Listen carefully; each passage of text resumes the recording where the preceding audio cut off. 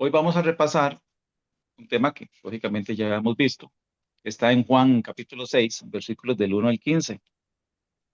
Y le pusimos como título El buen pastor.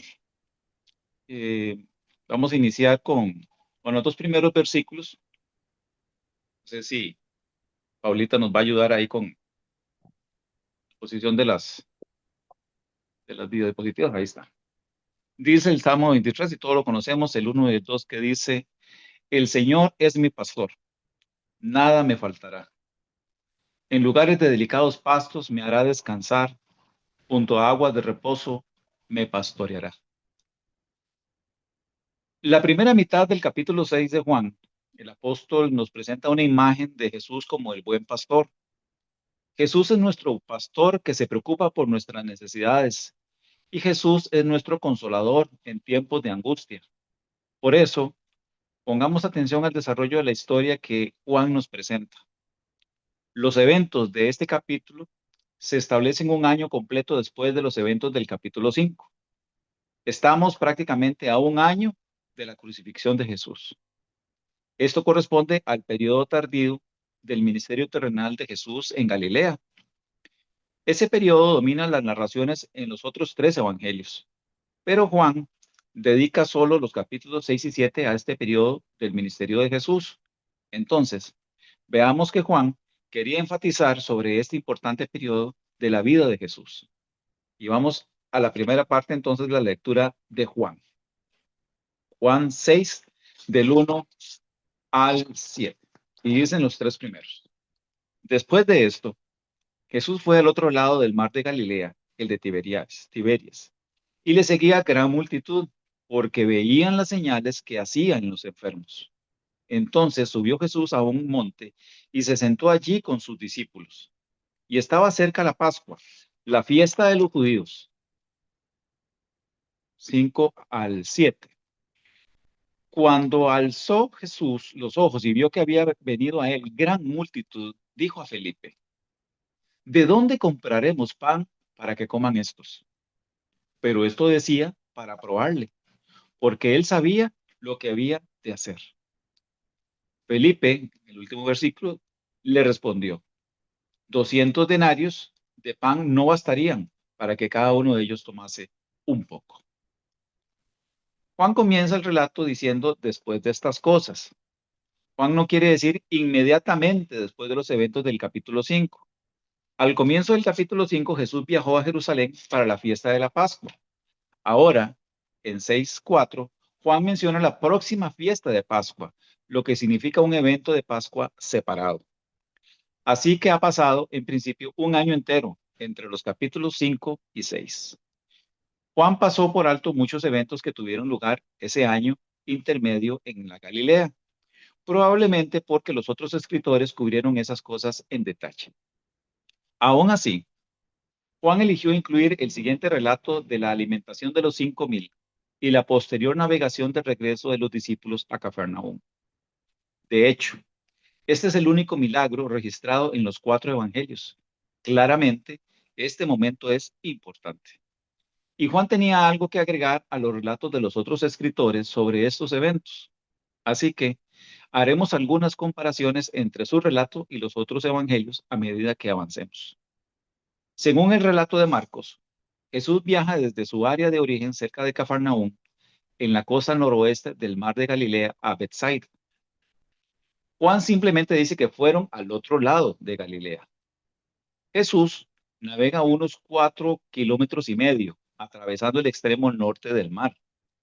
Los vientos predominantes en esa zona soplan de oeste a este. Entonces, suponiendo que estuvieran navegando con el viento, habrían tardado 1 o 2 horas en hacer ese viaje. El lugar donde Jesús llega es un lugar relativamente remoto, escasamente habitado. Los discípulos deben haberse preguntado por qué Jesús eligió viajar a un área tan remota.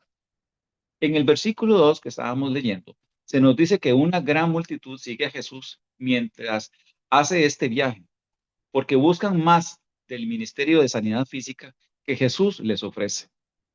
Aprendemos más adelante en este capítulo que viajaron a pie caminando alrededor del extremo norte del mar de Galilea. En este caso, el viaje a pie es solo un poco más largo que navegar, tal vez unos 6,5 kilómetros de caminata. Y más o menos podemos tomar en consideración que un adulto camina alrededor de 4 kilómetros por hora. Entonces, así que probablemente llegaron a Bethsaida un poco más tarde que Jesús. Jesús aprovecha esta ventaja inicial para retirarse con sus discípulos a las montañas, cercanas a 1 kilómetro de distancia. En este punto, Juan menciona que la Pascua de los judíos estaba cerca. Consideremos los detalles en esta historia que Juan ya ha proporcionado. Jesús cruza un espacio de agua, una multitud de mucha gente necesitada que lo seguía. Los lleva a un desierto sin forma aparente de sustentarlos. Y luego Jesús se retira por la ladera de la montaña dejando a la gente abajo. Y todas estas cosas están sucediendo en conjunto con el tiempo de la Pascua, que es el memorial o recuerdo del éxodo de Israel fuera de Egipto. Estos detalles ya no suenan o no deben de llamar nuestra atención. Inmediatamente nos damos cuenta de que Juan está construyendo su narración para que recordemos la historia de Moisés sacando a Israel de Egipto. Hay algo en este relato que se relaciona con el éxodo. Obviamente, sabemos que Jesús cumple la Pascua como el Cordero de Dios sacrificado por los pecados del mundo. Juan ya ha hecho esta conexión a través de las palabras de Juan el Bautista. Y luego, en la pasión de Cristo, vemos a Jesús completando el cuadro en su muerte en la cruz. Pero ahora Juan está trabajando para realmente enfocar claramente la conexión de Jesús con el relato de Éxodo. De hecho, Juan ya ha estado trabajando en un capítulo anterior haciendo esta misma conexión, aunque era sutil. Recordemos, después de la primera Pascua y el éxodo resultante, los israelitas necesitaban agua y alimentos para sobrevivir en el desierto. El Señor les proveyó agua de una roca. Y sabemos por 1 Corintios 10 que Pablo dice que la roca era una imagen de Cristo. Entonces, en el capítulo 4, Juan nos mostró cómo Jesús cumplió la imagen cuando le dijo a la mujer samaritana que él era la fuente de agua viva. Jesús es la roca que nos da el agua que nos lleva a no tener más sed. Y ahora, un año después, la Pascua ha llegado nuevamente y esta vez Jesús cumplirá esta otra imagen de la más importante de las experiencias judías. Entonces, cuando Jesús está de pie en la montaña, levanta los ojos y ve a la multitud reunida en la base de la montaña esperando que Jesús descienda. Se dirige a uno de los discípulos, Felipe, y le pregunta de dónde o qué se debe hacer para alimentar a tanta gente. La pregunta es relevante porque el lugar era remoto y la gente era numerosa. Jesús les está diciendo a los discípulos que asuman la responsabilidad por ellos, dado que la gente evidentemente ha seguido a Jesús sin pensar mucho en cómo van a comer. Me gustaría imaginar que cuando Jesús le hizo esta pregunta a Felipe, los ojos de Jesús miraron hacia arriba, hacia el cielo, ofreciendo a Felipe tal vez una pista sobre cómo responder a la pregunta, esperando que el recuerdo de Felipe de la historia de Éxodo pueda entrar en acción en este momento y que pueda recordar cómo Dios suministró alimento para su pueblo. En el versículo 6 leído, Juan se asegura de que entendamos que su pregunta era solo una prueba, ya que Jesús ya tenía un plan. ¿Cuál fue la prueba? Creo que la prueba fue si los discípulos estaban reconociendo la imagen del éxodo que Jesús estaba orquestando cuidadosamente a su alrededor y frente a ellos. Se dieron cuenta de que estaban recreando ese momento ahora a través de la misma persona de Jesús y no en Moisés. Sumarían dos y dos y se darían cuenta de que Dios era capaz de resolver este problema en su poder. Lo que es más importante, entenderían que Jesús es el Señor que alimentó a la gente con maná la primera vez y que estaba preparado para hacerlo de nuevo. Esta prueba enfatizó la identidad de Jesús. Al igual que con la mujer junto al pozo, perdón, la pregunta es, ¿quién es Jesús? Si sabe que Jesús es el Señor y reconoce la imagen del Éxodo, entonces sugeriría que Jesús proveerá el pan para la gente. Pero ese fue un puente demasiado lejano para los discípulos y Felipe no entendió todo el punto de la pregunta. Felipe responde con una sensación de desesperanza y derrota. Dice que ni siquiera 200 denarios sería suficiente dinero para comprar un poco de comida para todos. Su declaración nos da una indicación de cuántas personas se reunieron montaña abajo. 200 denarios representan alrededor de 8 meses de salario para un trabajador. Y según los conocedores, los estándares actuales, ese monto podría aproximadamente acercarse a $40,000. Aunque es una enorme suma de dinero, aún no era suficiente para darle a la multitud un poco de comida a cada uno. Felipe hace una evaluación práctica de la situación e informa de sus hallazgos. No hay dimensión espiritual en su respuesta. No considera las posibilidades sobrenaturales. Está pensando solo en lo que los hombres somos capaces de hacer para resolver un problema de esa magnitud. Y dado que los discípulos carecen de la capacidad, él razona que la situación es desesperada. El Evangelio de Mateo añade que los discípulos dieron un paso más en este punto y recomendaron que Jesús despidiera a la gente ya que no tenían solución alguna. Así es exactamente como pensaban los israelitas cuando evaluaron su propia situación en el desierto. Le dijeron a Moisés que esperaban morir de hambre en el desierto y en su caso culparon de su predicamento a la incompetencia de Dios. El libro de Éxodo, en el capítulo 16, versículos 2 y 3 dice: Y toda la congregación de los hijos de Israel murmuró contra Moisés y Aarón en el desierto. Y les decían los hijos de Israel: Ojalá hubiéramos muerto por mano de Jehová en la tierra de Egipto, cuando nos sentábamos a las ollas de carne, cuando comíamos pan hasta saciarnos, pues nos habéis sacado a este desierto para matar de hambre a toda esta multitud. El pueblo sabía que el Señor los había guiado al desierto de manera milagrosa. Sin embargo, no habían considerado la posibilidad de que este mismo Dios pudiera alimentarlos sobrenaturalmente en el desierto. Dios tenía un plan para liberar a 2 millones de esclavos de Egipto, pero para ellos, de alguna manera, no había provisto la necesidad de alimentarlos en el desierto. Entonces asumieron que morirían de hambre. Aquí vemos el mismo escenario desarrollándose con los discípulos de Jesús haciendo el papel de los israelitas. Felipe no puede ver la solución porque está descartando el potencial de Jesús para realizar un milagro. Está asumiendo que la única forma en que aparecerá la comida para esta multitud es como haríamos ahora. Pidamos un Uber, ¿verdad? Pidamos un Express. Tal vez así lo solucionemos. Así que falló en la prueba, una prueba de si entendía la identidad de Jesús. Felipe no reconoció a Jesús como el Señor, como el mismo Señor que alimentó a Israel en el desierto. Así que Jesús sigue adelante con una solución sobrenatural como el mismo Padre lo pretendía. Seguimos a la lectura de Juan, ahora siempre en el capítulo 6, en los siguientes versículos, del 8 hasta el 13. Y dice del 8 al 10. Uno de sus discípulos, Andrés, hermano de Simón Pedro, les dijo: Aquí está un muchacho que tiene 5 panes de cebada y 2 pececillos. Mas, ¿qué es esto para tantos?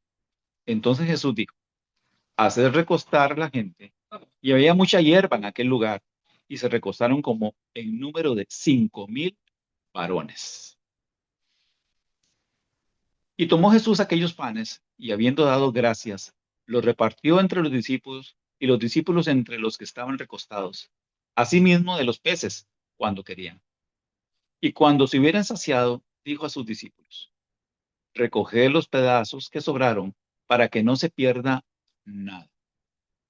Y termina esta parte en el versículo 13 cuando dice: Recogieron pues y llenaron 12 cestas de pedazos que de los 5 panes de cebada sobraron a los que habían comido. Aquí vemos que el emprendedor discípulo Andrés ofrece una solución potencial. Él ve a un niño que se mueve entre la multitud con algunos peces pequeños y panes de cebada. La palabra muchacho o niño, en este caso en el griego, significa literalmente un niño varón pequeño, por lo que probablemente estemos hablando de un niño de entre unos 6 a 8 años.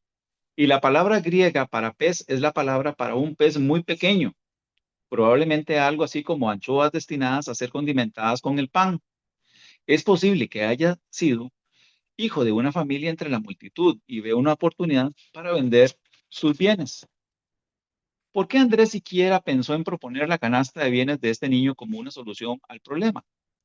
Felipe acababa de decir que $40,000 en alimentos no serían suficientes para alimentar a estas personas. Pero entonces Andrés propone esta idea. ¿Qué estaba pensando? En este punto de la historia, la mayoría de nosotros probablemente pasamos por alto este detalle para poder concentrarnos en lo que sigue. Recordemos que Jesús convirtió esta escasa comida en una provisión milagrosa. Pero, ¿por qué los apóstoles siquiera pensaron en sugerirle esta fuente a Jesús? La sugerencia de Andrés es tan patética que parece casi una tontería incluso plantearla como opción en la conversación. ¿Pensó que Jesús podría hacer algo milagroso con estos artículos? Dada la forma en que Andrés termina su oración, parece que no. De hecho, parece que se dio cuenta demasiado tarde de que su idea no era de ninguna ayuda. Aún así, la contribución de Andrés a la historia se convierte en un detalle significativo en la propia historia y marca una desviación significativa en los paralelos con el Éxodo. En la situación del desierto, el Señor entregó comida a Israel literalmente del cielo. El maná cayó de lo alto. El Señor no comenzó con algo en la tierra, no importa cuán pequeño sea. En el relato del Éxodo, el Señor hizo descender sobrenaturalmente una provisión del cielo.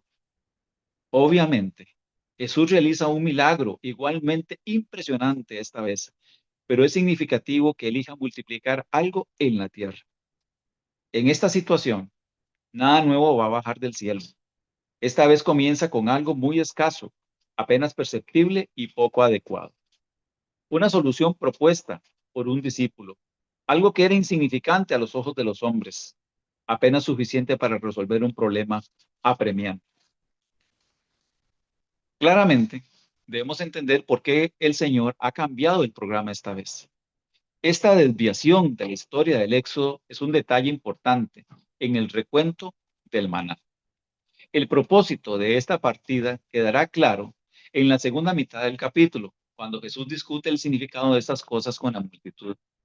Así que esperaremos más hasta entonces para descubrirlo por nosotros mismos, aunque quizás algunos de ustedes ya lo han visto también. También debemos señalar, de paso, que hay un total de 7 alimentos en la canasta del niño, que es un número que obviamente nos debería llamar la atención. 7 es un número que significa el número total o completo o cumplido de algo.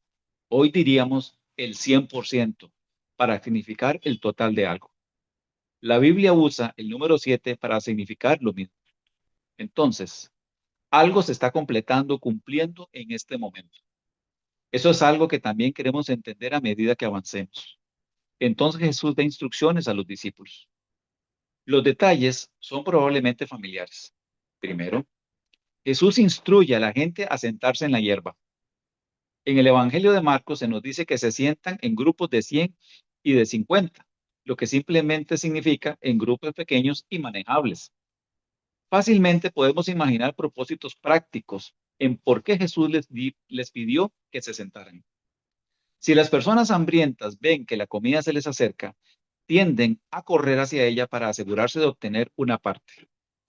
Hacer que se sientan garantiza el orden y también transmite la confianza de que existe un plan para garantizar que todos estén alimentados.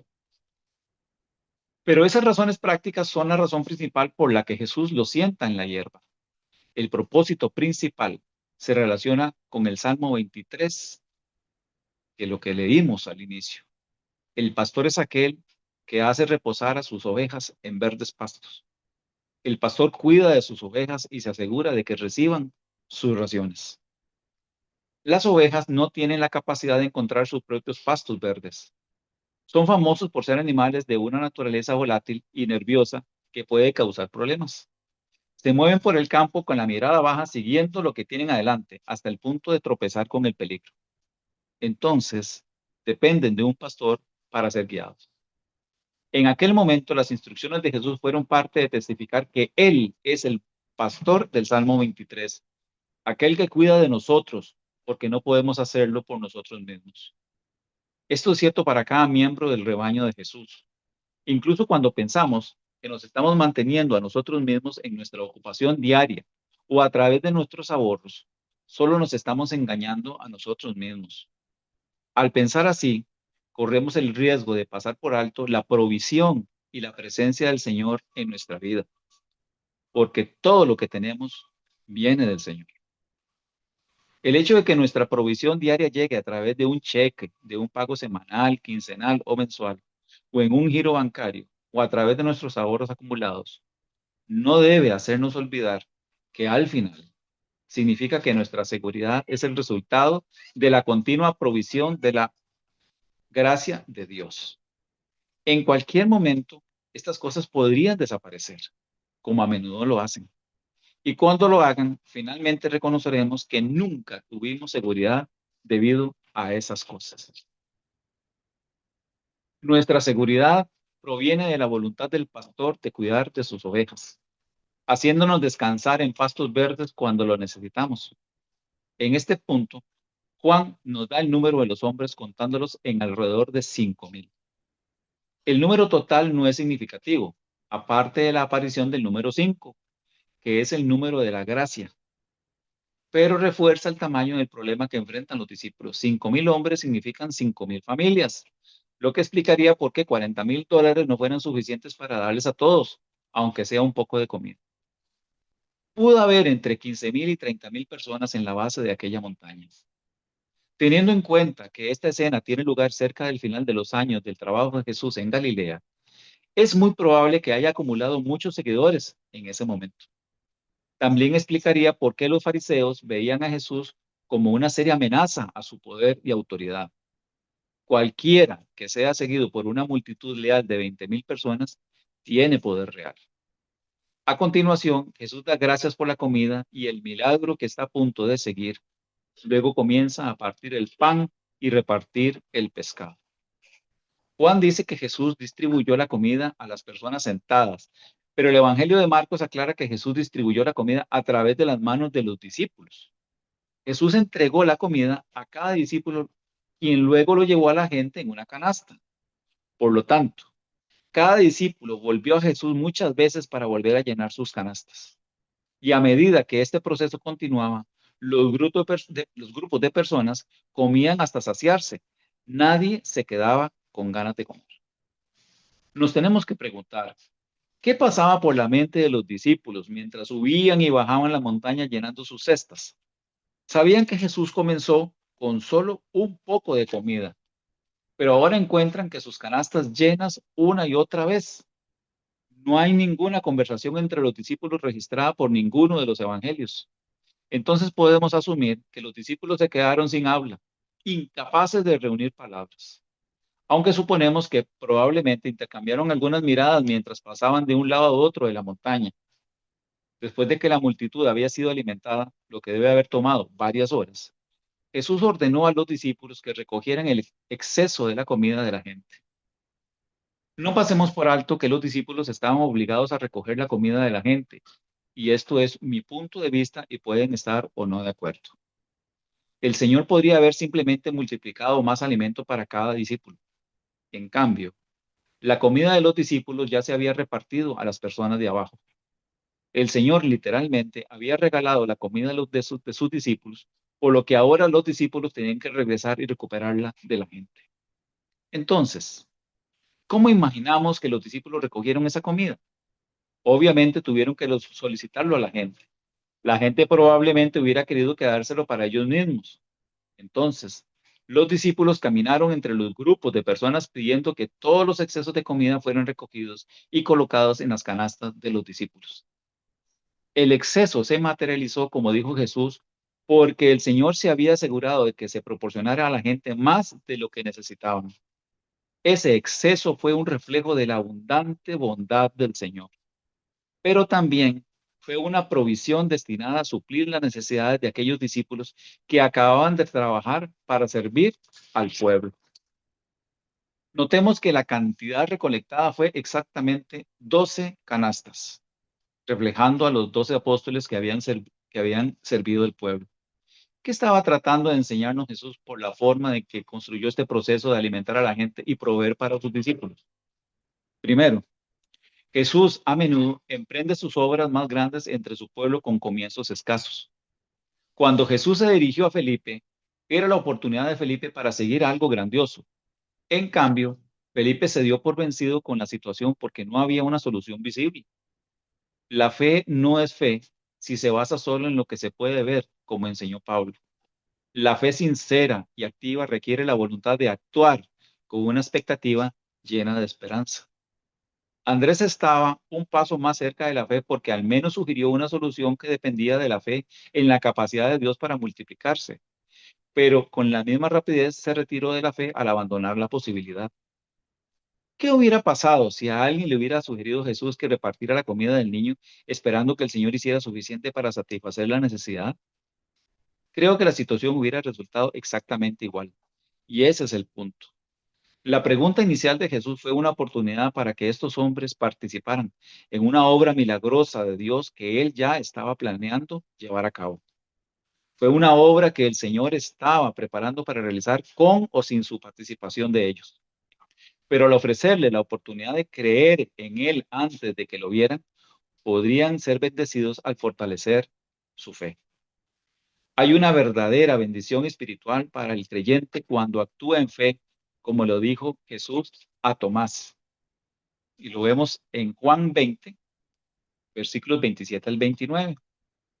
Luego dijo a Tomás, pon aquí tu dedo y mira mis manos, y acerca tu mano y métela en mi costado, y no seas incrédulo, sino creyente. Entonces Tomás respondió y le dijo, Señor mío y Dios mío. Jesús le dijo, ¿por qué me has visto? Porque me has visto, Tomás, creíste. Bienaventurados los que no vieron y creyeron. Entonces, la primera lección es que aquellos que sirven al Señor deben dar un paso adelante con fe, esperando que el Señor esté preparado para trabajar a través de los comienzos escasos. No permitamos que los comienzos escasos nos impidan satisfacer nuestras necesidades y esperar milagros. En segundo lugar, los siervos del Señor no pueden alejarse del Maestro mientras le servimos. Como hemos observado, Jesús hizo que los discípulos regresaran a Él repetidamente mientras se ocupaban de servir a la gente. El éxito de cada discípulo dependía de volver continuamente al Señor para llenar una canasta. Si regresaban, tenían algo que ofrecer a la gente. Si no volvían, pronto no tendrían nada y serían inútiles. El cuadro no podría ser más claro. Debemos permanecer en Cristo si vamos a servir en su poder. Los discípulos no podían hacer que la comida se multiplicara por sí mismos. No poseían canastas mágicas, eran simplemente camareros. Por otro lado, su papel no era irrelevante.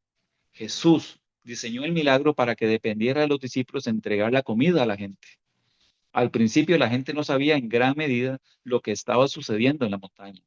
Solo sabían que los discípulos les traían comida.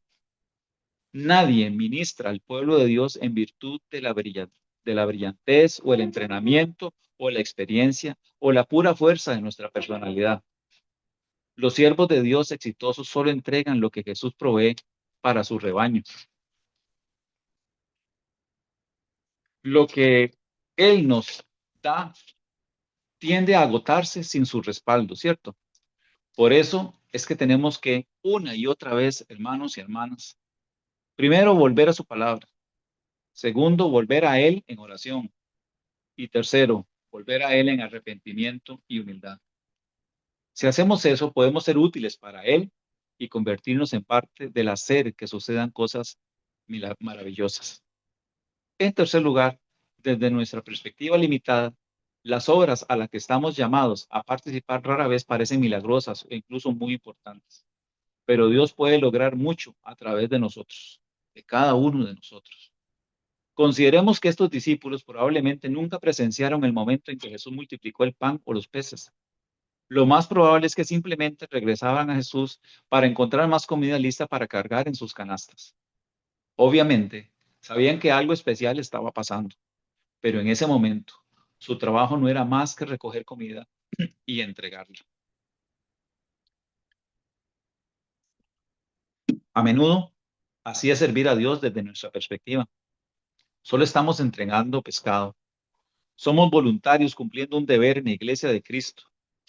Participamos en un proyecto de servicio. Recibimos a alguien en nuestra casa. Ofrecemos una petición de oración. Pero a medida que hacemos lo que el Señor nos pide que hagamos, nos convertimos en parte de una obra mayor que conduce a resultados milagrosos por el poder y la orquestación de Dios.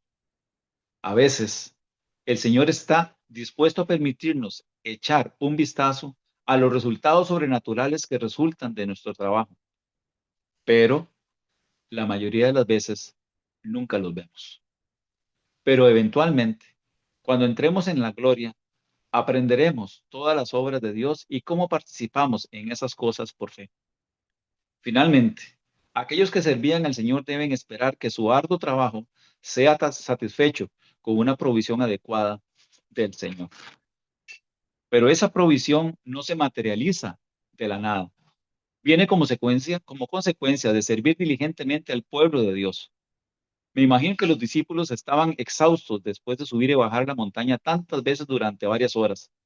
Tal vez se preguntaron cuándo sería su turno de comer o incluso si quedaría suficiente para ellos. Pero al final, el Señor los cuidó. Un siervo y una sierva de Dios deben esperar recibir la provisión de Dios como consecuencia de trabajar duro para servir al pueblo de Dios.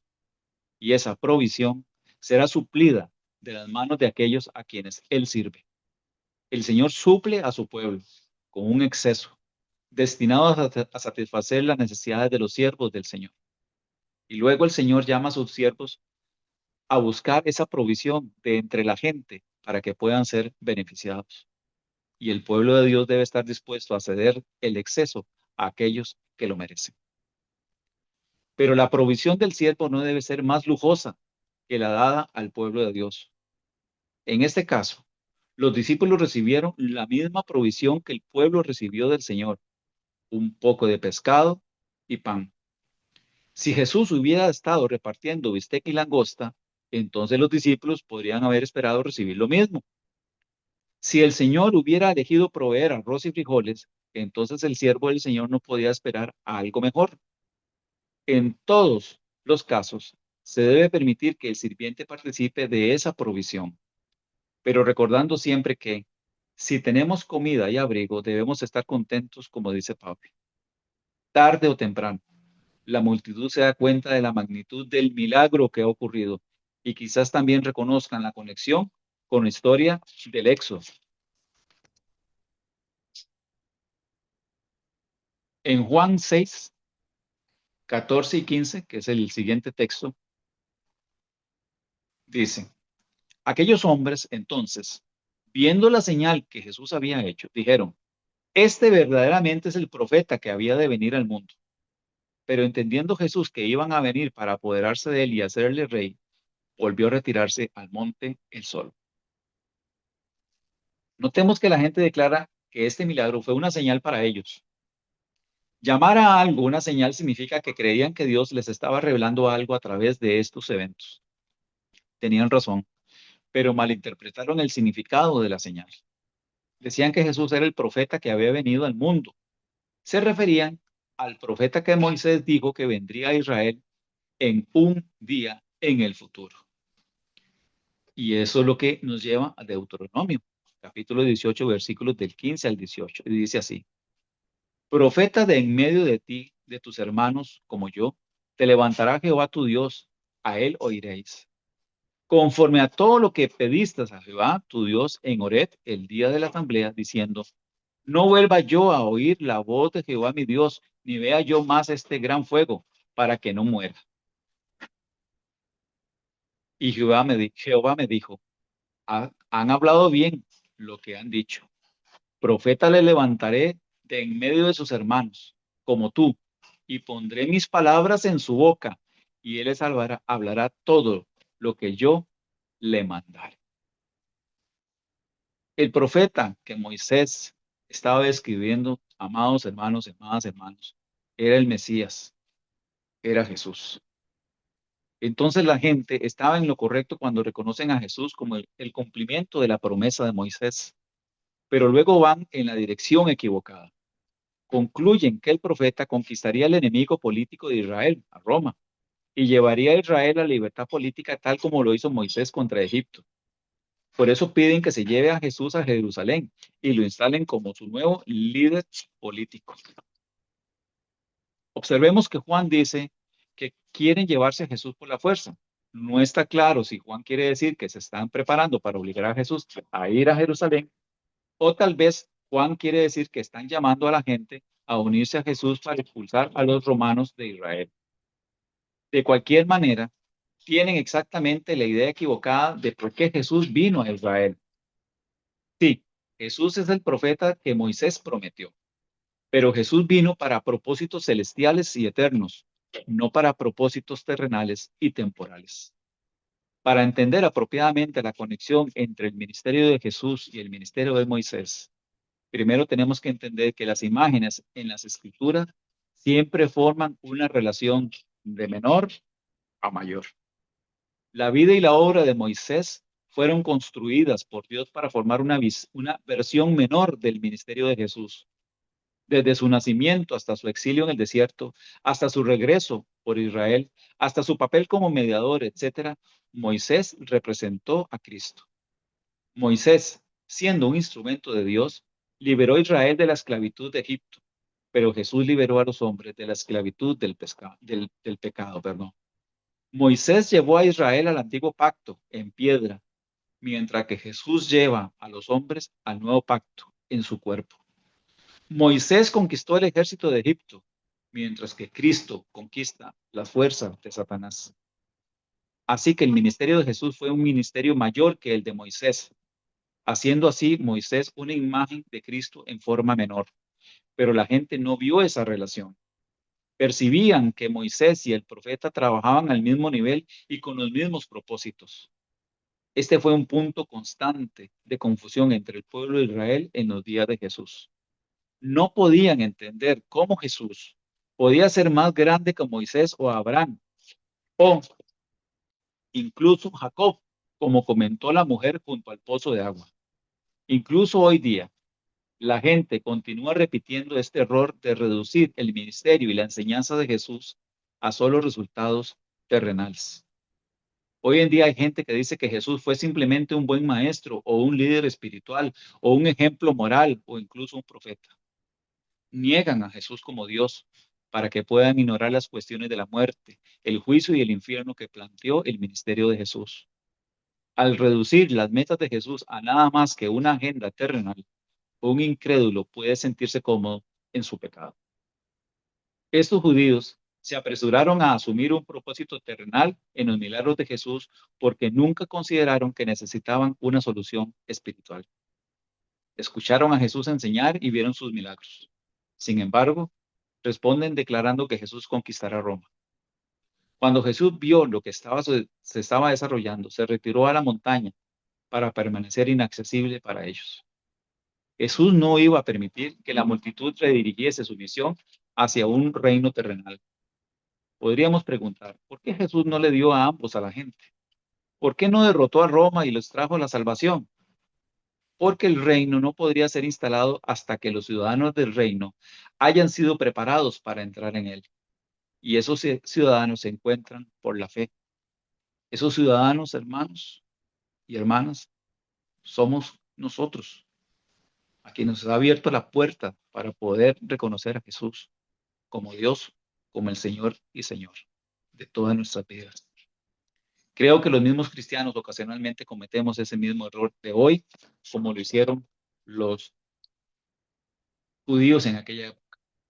Reducimos el propósito espiritual de la iglesia y del evangelio a lograr metas terrenales y establecer reinos terrenales. Decimos que Jesús alimentó a la gente, por lo que nuestra meta cristiana debe ser alimentar a los pobres. Decimos que Jesús sanó a la gente, por lo que nuestro ministerio cristiano debería ser sanar a los enfermos. Y así sucesivamente, buscando mejorar la vida de las personas, abordando sus necesidades físicas, olvidando que lo importante es su salvación, su alma. Repito, muchos de los grupos de hoy en día buscan mejorar la vida de las personas abordando sus necesidades físicas, olvidando que lo importante es su salvación, su alma. Sin duda, la iglesia tiene la misión de mostrar compasión por las necesidades de las personas, pero el Nuevo Testamento establece límites para esa misión. En primer lugar, la benevolencia debe dirigirse a la iglesia en primer lugar y ante todo. Las cartas del Nuevo Testamento ordenan a la iglesia cuidar de las necesidades físicas de los santos. No hay un mandato general en las escrituras para que la iglesia dé prioridad a la alimentación, el vestido y el cuidado de las necesidades físicas de toda la humanidad. En segundo lugar, cuando la iglesia se esfuerza por satisfacer las necesidades físicas del mundo, nuestra caridad debe tener un propósito: buscar las oportunidades para predicar el Evangelio. Queremos mostrarles amor y llamar la atención para que podamos convertir ese momento en una conversación sobre las cosas celestiales. Hemos buscado abordar una necesidad terrenal para que podamos discutir su necesidad celestial.